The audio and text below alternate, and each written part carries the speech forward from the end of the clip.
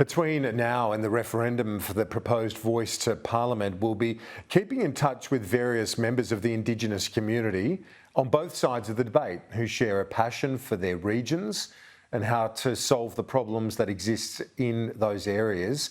Let's go live now to Jack Wilkie-Jans. Jack is an Indigenous artist in far north Queensland, deeply involved in his community. He joins me now. Jack, thanks so much for your time. Since the last time we spoke, you've appeared at the parliamentary committee hearing into The Voice. What was your message to them? Hi, Kieran. Yeah, that was, I think it was last Wednesday here in Cairns in North Queensland. Oh, look, my message was pretty much the same as I'd had before, I shared with you before. And honestly, it's the same message that a great many of First Nations peoples that I'm speaking with or who are ringing me since my last appearance on your show, slow it down, give us a little bit more detail, in fact, a lot more detail.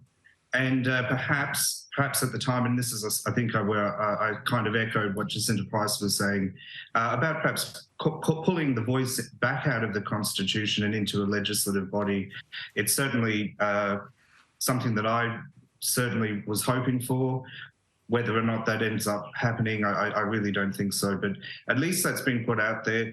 Of course, the concern for it being enshrined in the Constitution, for me and many others, is what if it doesn't work? There's no framework that's been presented to anybody really for, the structure of the voice, especially when it comes around to down to the representatives on that voice, how it itself gains its mandate for its consultation with Parliament, just all those things. It's too risky to have it enshrined within the Constitution. But of course, I did say, if it does happen and becomes inevitable to my future, then I and everybody else who are on the maybe or the no side of things won't have a choice but to roll up our sleeves and to definitely keep an eye on it.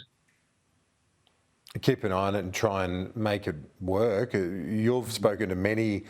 I know that you've spoken to many traditional owners right across Queensland. What are you picking up?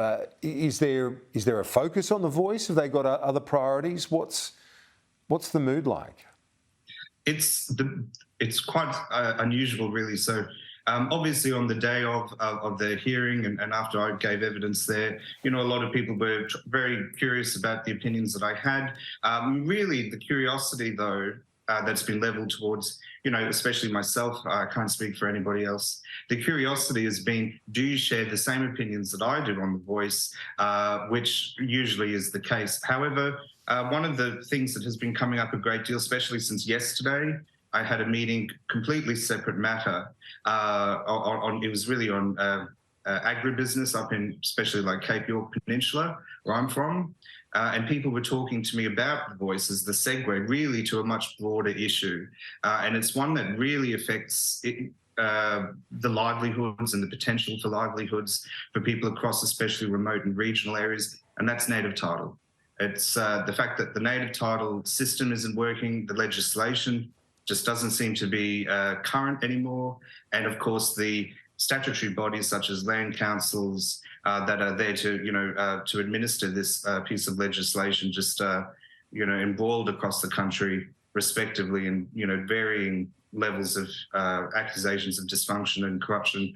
And of course, that bodies like that and existing structures like that, the bureaucracy, if you will, is what the voice proponents are sort of asking us to lean on should this mysterious voice come to pass, to lean on for its to be emboldened and, of course, to help with its operations. And a lot of people, especially when you're talking about industries such as primary industries and agriculture, you look for the things that are stopping your progress and advancement.